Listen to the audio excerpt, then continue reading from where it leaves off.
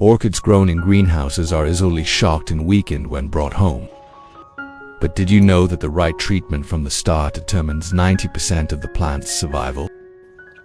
Today, I will share my practical experience in my garden for caring for orchids that originated from greenhouses, helping them adapt quickly, develop strong roots, and thrive. I've noticed that many orchids I buy have their roots cramped in tight pots, often planted in industrial growing media that retain moisture for too long and lack aeration. This causes the leaves to lose their vibrant green color, slows growth, and makes the plant look lifeless overall.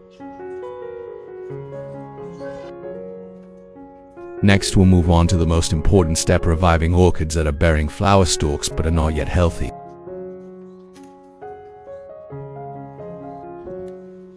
First, I remove all the old growing medium.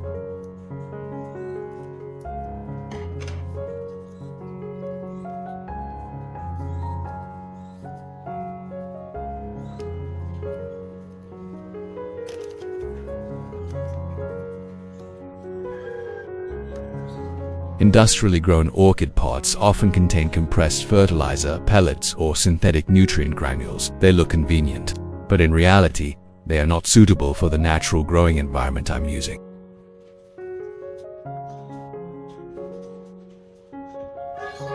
I removed the old potting mix and discarded all the remaining fertilizer pellets. While these pellets might look nutritious, they can easily cause fertilizer shock if the grower doesn't control the dosage. Next, I noticed a thick layer of green moss had formed on the potting mix. This is a sign that the environment has retained moisture for too long and has poor aeration. Remove these pots, because if left, the orchid roots will easily become suffocated and rot without us noticing. Because for orchids, a clean, airy, and stable environment is the foundation for the plant's recovery and sustainable growth. I used sterilized, specialized pruning shears to cut off all the damaged, rotten, and soft roots. Leaving those diseased roots would be like keeping the disease source in the pot.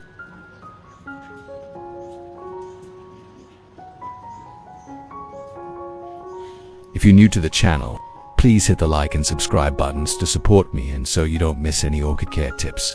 It's great to have you as a companion on this journey.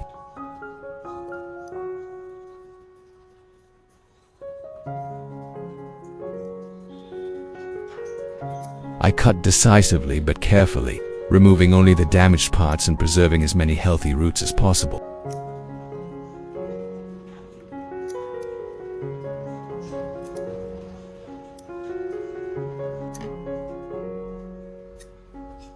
At this point, with the roots completely treated, I would move on to the next step, the crucial stage of stabilizing and revitalizing the plant.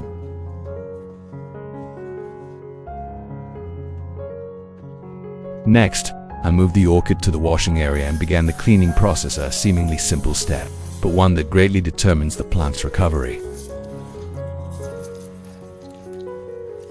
I used a clean water hose to spray the entire stem leaves, and especially the crevices between the leaves and the root collar where dirt and mold tend to accumulate most.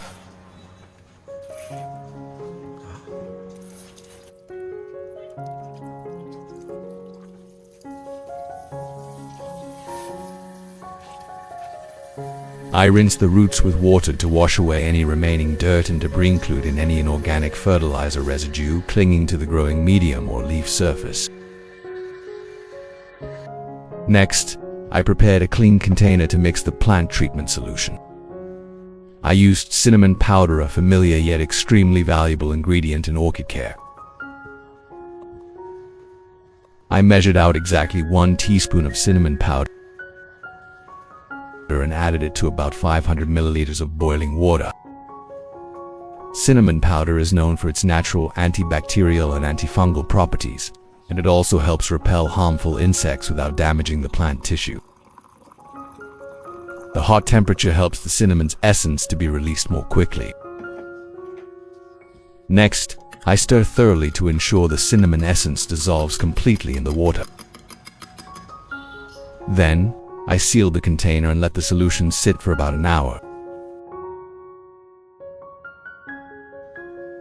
An hour later, the water turned a warm, natural brown, a sign that the essence had dissolved. Next, I prepared a clean container and filtered out any remaining cinnamon residue.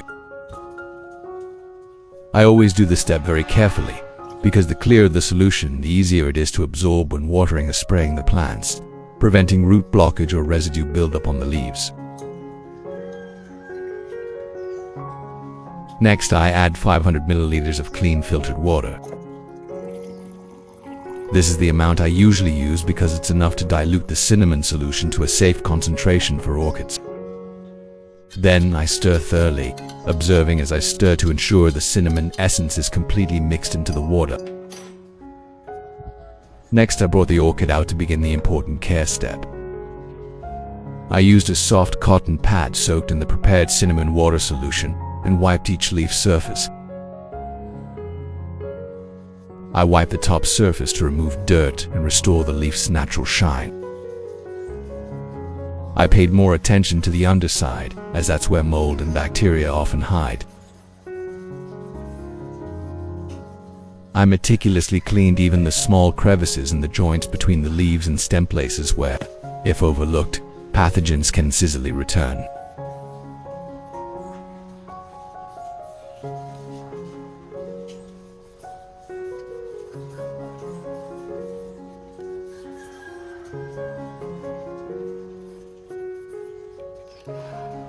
I continued wiping the orchid stem to prevent insects from harming the flower stalk.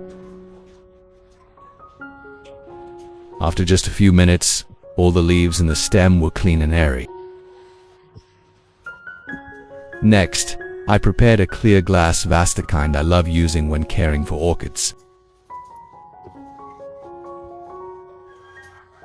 I placed the entire root system into the cup to prepare for the next step in the care process. Next, I pour the prepared cinnamon water solution into the container.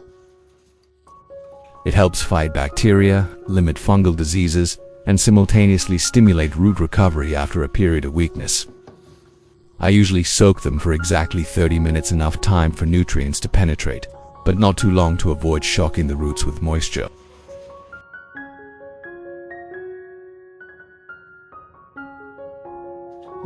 I never waste the remaining nutrient solution.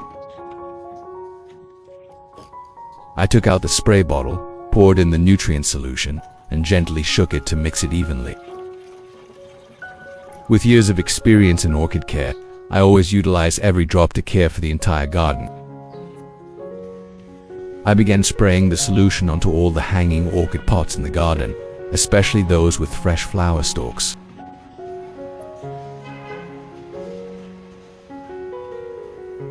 I sprayed evenly from the stem and leaves to the roots, because I understood that this solution not only helps fight bacteria and fungi but also limits sucking insects, the silent enemies of orchids. In particular, I always paid attention to lightly spraying the flower stalks and buds, as this is the most sensitive stage for the plant.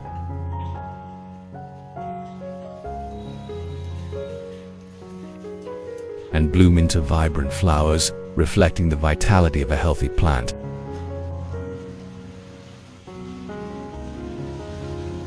In my experience, simply maintaining a spraying schedule every 2 weeks will show a noticeable difference. The orchid roots will grow longer, the root tips will be green and thick, the leaves will be thick and glossy, and the flower stalks will develop vigorously.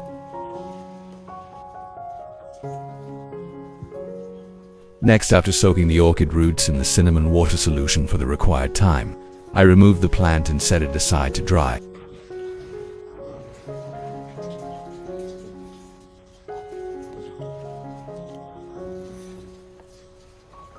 At this point, I could tell the roots had absorbed enough nutrients, clear and free of mold or bacteria.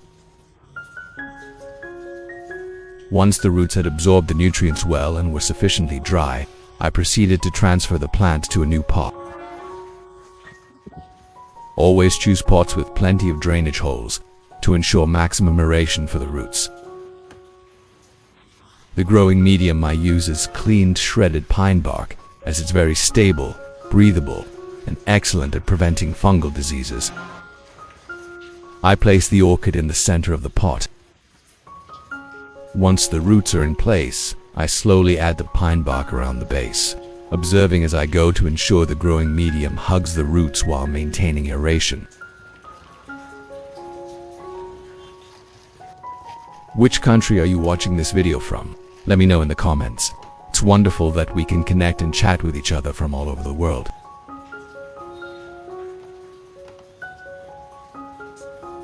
Then, I gently tap the sides of the pot a few times to allow the pine bark to settle and fill any gaps. This helps the plant stand upright without needing to compact it tightly, avoiding damage to the young roots.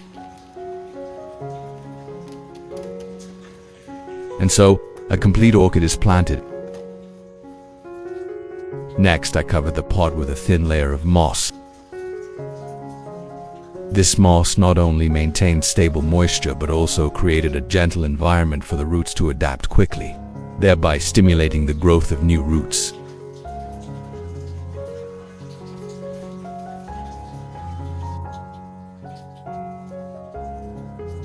And that completes planting an orchid. At this point, I'm not in a hurry to water it or put it in direct sunlight. Instead, I'll place the plant in a shady, well-ventilated location with only gentle light for a day so the roots can stabilize before we start caring for it. I took a clean container. Then I add the main ingredient, which is flour. I took 1 teaspoon of flour. Then, I poured in about 500 milliliters of clean filtered water and started stirring.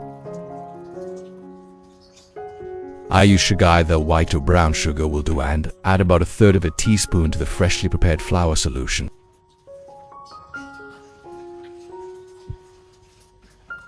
I stir thoroughly until the sugar is completely dissolved, then seal the container and let the solution sit for about a day.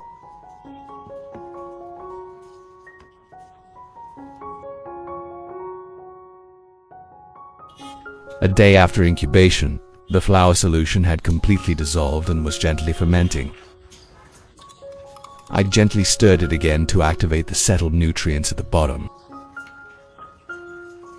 Upon closer observation, I saw a layer of fine bubbles and a thin white film on the surface, a sign of excellent natural fermentation, indicating the solution was ready for use on the orchids.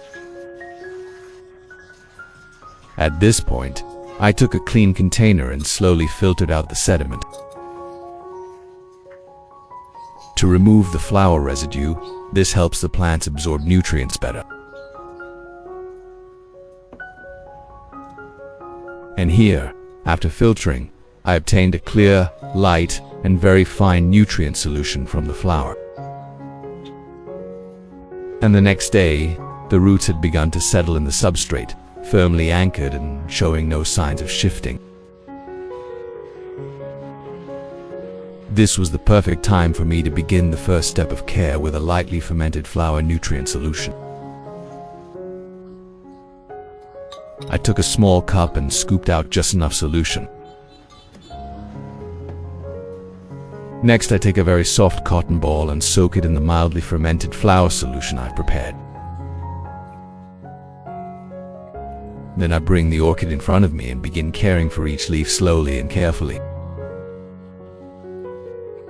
I wipe the top surface of the leaf first. The accumulated dirt is cleaned, restoring the leaf's natural shine. Then I turn each leaf over to wipe the underside, where mold and harmful bacteria often reside,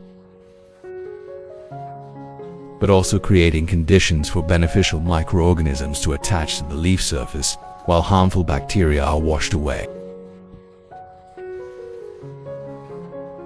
This mild microbial layer helps the plant absorb nutrients better through the cell grooves, resulting in healthier, thicker, and more vibrant leaves.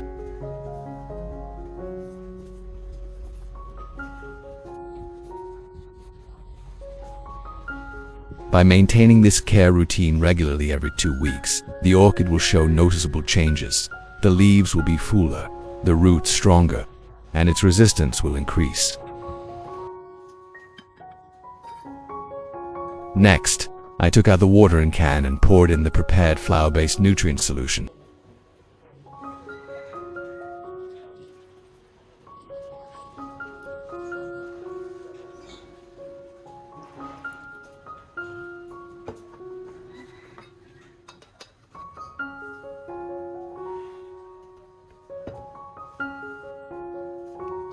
Next, I water the solution directly onto the base, roots, and the entire growing medium. The roots act like a living pump, drawing nutrients from the bottom of the pot and gradually pushing them up to the stem and leaves, thus making the plant healthier, more stable, and more resilient. I always prefer this method because when nutrients flow from the bottom up, the orchid will absorb them naturally according to its growth mechanism.